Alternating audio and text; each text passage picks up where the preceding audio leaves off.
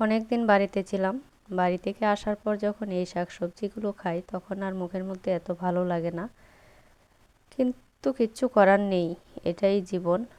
যখন যেরকম সেভাবেই জীবনটাকে চালাতে হবে। বাসার নিচে এরকম তাজা শাকসবজি সকালবেলা বসে দোকানদারকে এক মহিলা জিজ্ঞাসা করেছে, আপনি এত দেরিতে আসেন কেন?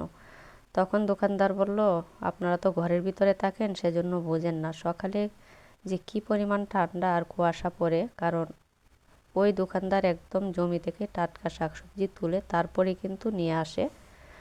ও কিন্তু একদম ছোটোবেলা থেকেই এখানে ব্যবসা করে। খুব ভালো ছেলেটা।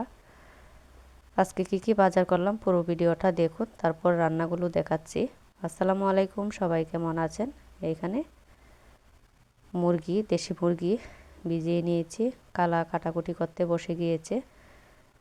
আজকে দুপুরে রান্না করব পালং শাক।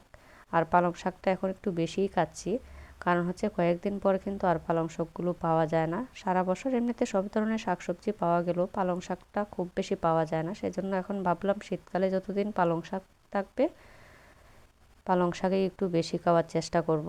ধনিয়া পাতা এনেছি। আসলে শীতকালে শাকসবজিগুলো যদিও শহরেরগুলো এত স্বাদ থাকে না, তবে একদম টাটকা থাকে। এখানে রান্না করতে চলে গিয়েছি। প্রথমে শাকটা ভেজে নিচ্ছি বেশি করে পেঁয়াজ রসুন দিয়ে আর কাঁচামরিচ। আমি কিন্তু শাক সিদ্ধ করে পানি ফেলে দিই না, একবারে পেঁয়াজ রসুনটা ভেজে পেঁয়াজ রসুনের উপরেই শাকটা দিয়ে দিই। কারণ যে পানিটা বের হয় পানিটা একটু নাড়াচাড়া করলেই কিন্তু আপনার শুকিয়ে যায়।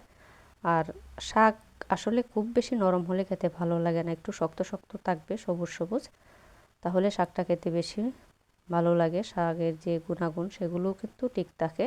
আর এখানে একটা শুটকি রান্না করব। দেশি আলু, ছোটো ছোটো আলু, সিম, বেগুন সব কিছু দিয়ে পেঁয়াজ রসুন দিয়ে একবারই বাগারে দিয়ে বসিয়ে দিয়েছি। যেহেতু এগুলো দেশি মাছের শুটকি, এগুলো কিন্তু এত কষাতে হয় না। আর পাঁচমিশালি শুটকি এটা। আমাদের অঞ্চলে কিন্তু বেশিরভাগ সময়ে আপনার হাতে যে কালে বিলের মাছ শুকানো হয় এই শুটকিগুলোই বেশি খাওয়া হয়। আমরা সামুদ্রিক মাছের শুটকি খুব কমই খাই। যখন একদম না থাকে তখন ওইগুলো লইট্টা শুটকি, মলা শুটকি এগুলো খাই। আর আমরা সবসময় দেশিটা খাওয়ারই চেষ্টা করি। যখন মাছের সময় তখন কিন্তু আমরা মাছ কিনে তারপর শুটকি দিয়ে রেখে দিই।